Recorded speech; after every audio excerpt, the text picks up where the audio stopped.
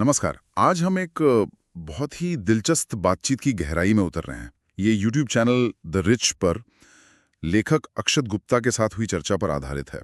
इस बातचीत में मतलब हिंदू धर्म, मृत्यु, पुनर्जन्म, प्रेम, रिश्ते और हाँ, यहाँ तक कि मल्टीवर्स जैसे कई गहरे विषयों पर कुछ अनोखी बातें सामने आई।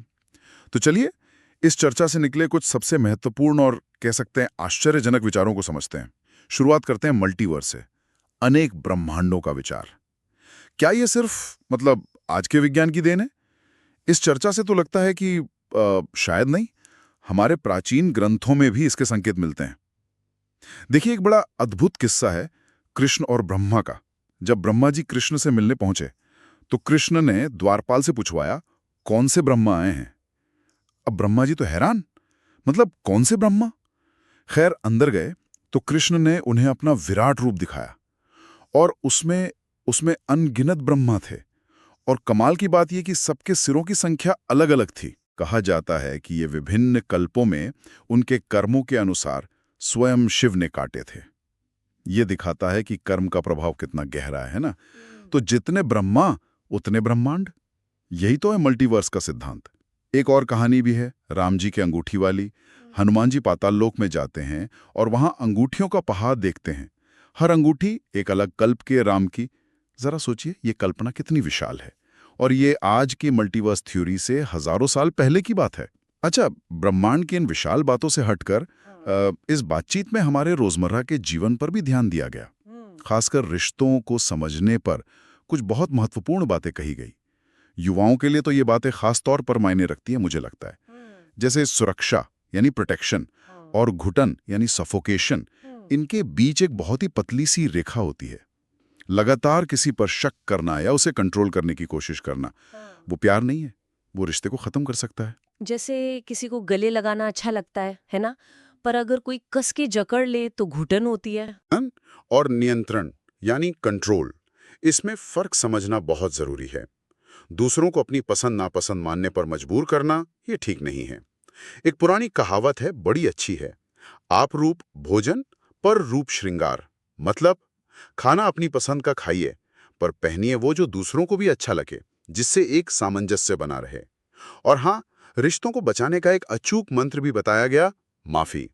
इस बातचीत में लेखक ने जोर दिया कि गलती किसी की भी हो, अगर आप माफी मांग लेते हैं तो रिश्ता बच सकता है। और माफी मांगने वाला कभी छोटा नहीं होता, वो असल में बड़ा बनता है। अब बात करते हैं जीवन के सबसे बड़े सत्य की, मृत्यु। और उसके बाद क्या होता है इस पर।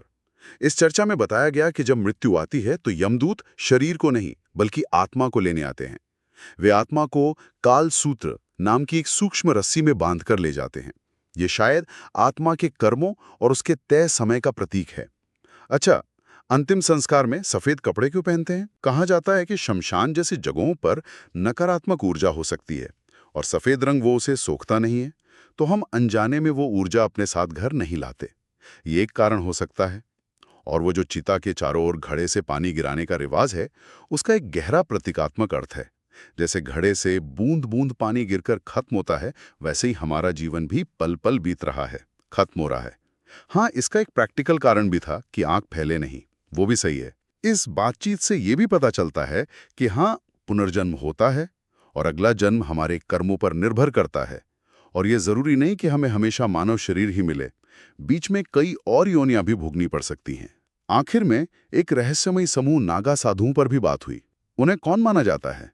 शिव की सेना। उनके बारे में एक पंक्ति कही गई है, बड़ी दमदार है। जिसका कोई प्रारंभ नहीं, ना जिसका कोई समाप्त है, सैकड़ों की भीड़ में वो एक ही पर्याप्त है। कहते हैं कि आदि गुरु शंकराचार्य ने 8वीं सदी के आसपास जब धर्म पर संकट देखा तो महसूस किया कि सिर्फ शास्त्र नहीं, शस्त्र भी जरूरी हैं।